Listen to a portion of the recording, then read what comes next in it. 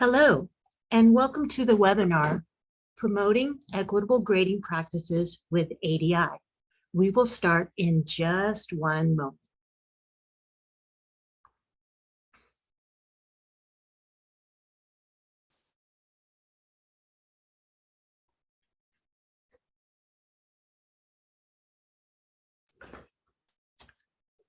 All right, again, welcome to the webinar, and we'd like to thank you for joining us today.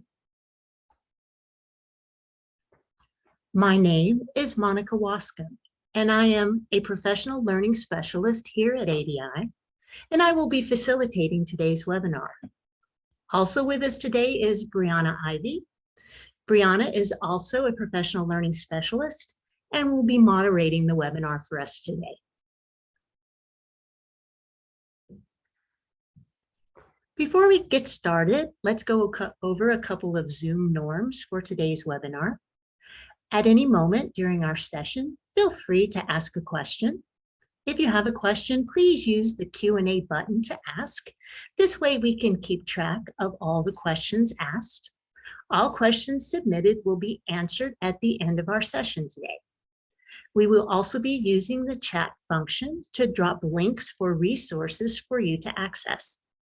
Finally, this Zoom is being recorded and a copy will be sent to you after our session. Let's dive into the goals for this webinar. Today we'll be discussing what is meant by equitable grading, how the ADI instructional model can help promote the shift to equitable grading. We will then do a review of the Insights tab on the teacher dashboard in the Learning Hub. And finally, we'll finish our session by answering your questions. All right, I know it's in the afternoon, but let's start with a little math challenge. First, we're going to assume a very straightforward grading scale. You will recognize this type of comparative letter grading, which started back in the 1940s or so. Our example grade percentages are based on sets of 10, so 90 to 100 being an A and so forth. Okay, are you ready? Here we have an example gradebook after the first 3 assignments. What is the minimum number of 100s that each student will need to get on their remaining assignments to bring their course grade up to a B or even an A? Take a moment to think about this and drop any impressions or comments you may have into the chat.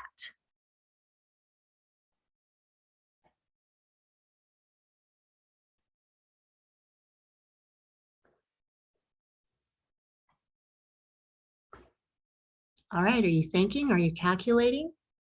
I know what you're saying. You're saying it's a Thursday.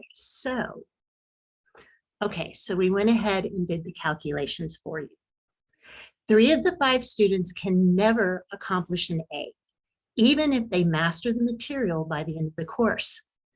They can have the same level of competency as the A students, but their grade will not reflect it. Giving zeros, taking points off for late work, averaging grades, it really focuses more on compliance, making it harder for students to recover from a rough week. And it actually tracks how quickly, not necessarily how well, a student is doing in that course and how well they're learning the information.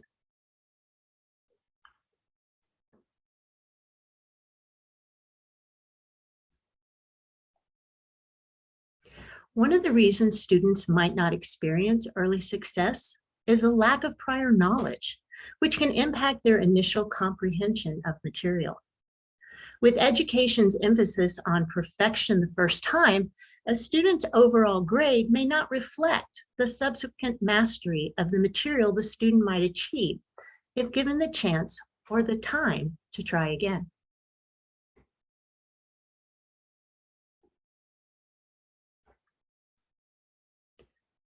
So I know we have all had the experience of giving a graded assignment back to the students.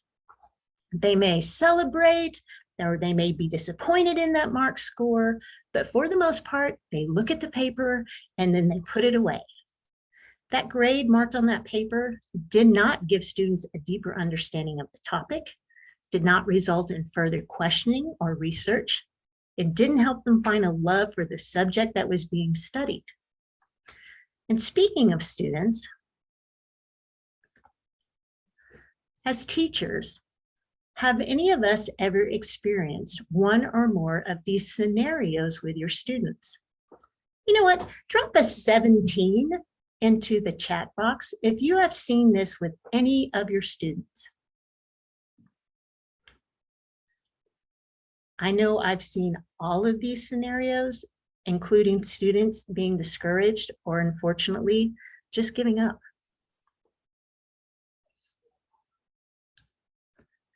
So some students may feel like they have to seek out or rely on outside resources for help. Teachers may try to help out by offering extra credit points for non-academic things, such as bringing in boxes of tissues. Unfortunately, there are those students who may not have that outside academic or financial support. So it may seem like others have an advantage and they will never be able to catch up. So they just may give up. A shift to a feedback system of assessment brings the idea that teachers and students can focus on growth, not a concrete letter grade, and room and time are given for improvement. So I'd like you to look at this list. It provides some different assessment options that are more student-centered. And activities such as observing and conferencing with students are organic to the ADI model. And they can help make that shift from the expectation of perfection the first time and move to that growth mindset.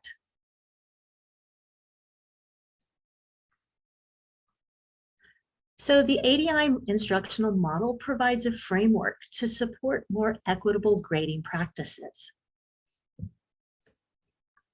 One aspect is our grading rubric. Here's an example of the rubric that teachers would use to score student investigations. This is based on a scale of 0 to 3, where a 2 is considered meets expectations. That means getting all 2s is equivalent to a 100%. So if your students are exceeding expectations and are scoring a 3, there's the potential to earn more than 100% on an investigation.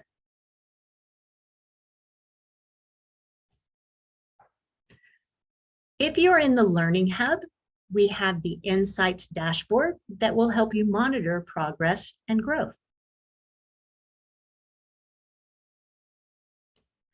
Teachers can go to their dashboard and find the Insights tab. When you click on the tab, you will open up the Insights report function. Now, it'll be empty at first until you populate it with completed investigations. The Insights function automatically inputs all the student reports using automatic calculations, and you can compare any two investigations. I would like to point out that report score in the top right-hand corner. You will notice that it has a small green line about 2/3 of the way over. That green line is meeting expectations 100%, 38 out of 38 points, and it is intentional. Students who go above and beyond, scoring anywhere from a 39 to 57 points, exceed performance expectations, and they should be recognized for that effort. So here we have an example of a comparative report. The tab shows the gain between the two designated investigations. As you can see, the yellow is approaching, the green is exceeding, and over the course of this investigation, we have seen an increase in the overall student scores. The second part of the Insights tab is the engagement score. This is a measure of student involvement and collaboration during the investigation.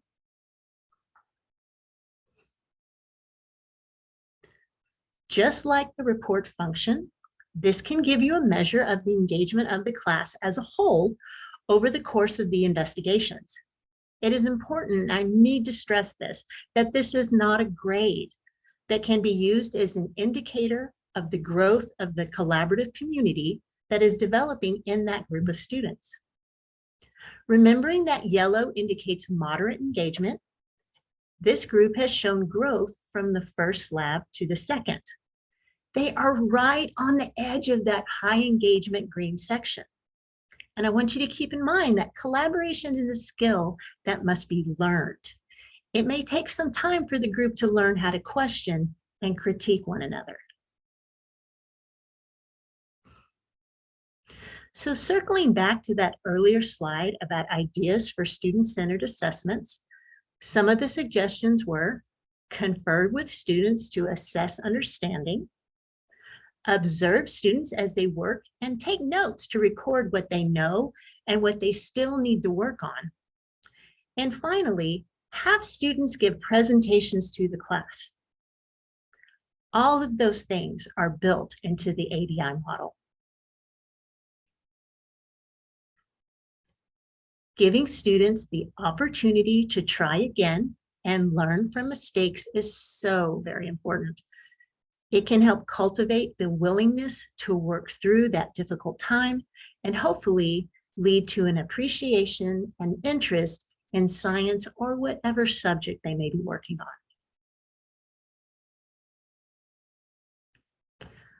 All right, it is now time to submit your questions to the Q&A function. While we give everyone a chance to submit a question, let me highlight some things we have going on here at ADI.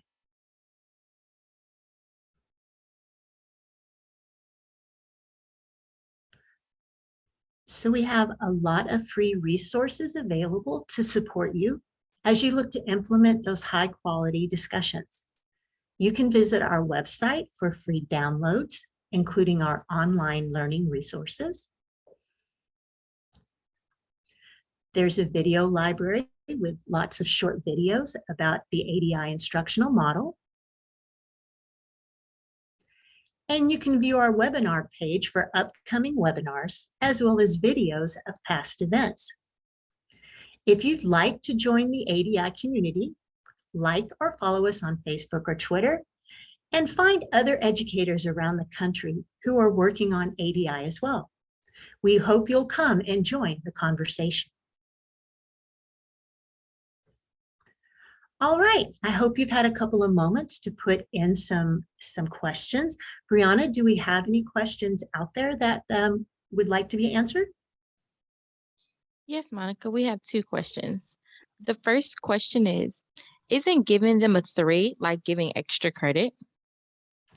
You know, you can absolutely think of it that way, but it's credit based upon merit and based upon effort. And again, it gives students a meaningful way to improve their grade and to demonstrate the ultimate mastery of that concept. All right, Monica, we have one more question. This person says, the list of activities that you listed sounded really great, but how could that look in their classroom? Okay, so some of those more student-centered activities, one of the things I always fall back on the good old exit ticket, where you have a scripted question, but the students give you their answers, and you can kind of glance through those and see how that concept is being learned at that time. Another one I enjoy is when you're doing those notice and wonders and you're looking at the items. Sometimes you'll get wonders that are kind of off course from the main concept of the investigation. So actually discussing those quote unquote wrong wonders is a good way for students to tell you not only why something is in the concept, but why something isn't. All right, Brianna, any more? Or did you say there were just 2? That's it, Monica. Thank you. All right. Well, thank you again for joining us today. If you have any questions about the Learning Hub, please I'm so reach sorry, out. Monica. We Oh, have one question that just great. popped in. Okay. I'm going to ask how to best support students who have 0 to 2 limited engagement because they do not understand the investigation. Okay, so if they don't understand the investigation, then that may call for a little bit of one-on-one time with that student, or perhaps we need to take a little bit closer listen to that student's group and see what kinds of things are being discussed. But again, engagement, collaboration, all those things are somewhat skills that need to be learned. And it may require a little modeling on your part in the beginning, sort of doing that out loud thinking about how students can show what they know, or in the other hand, be able to question what they don't know and feel the freedom to ask questions and say, I don't understand, but in this room, I know I'm safe. This is a place where I can ask questions and I can go ahead and let you know what things I need to talk about. Anything else, Brianna?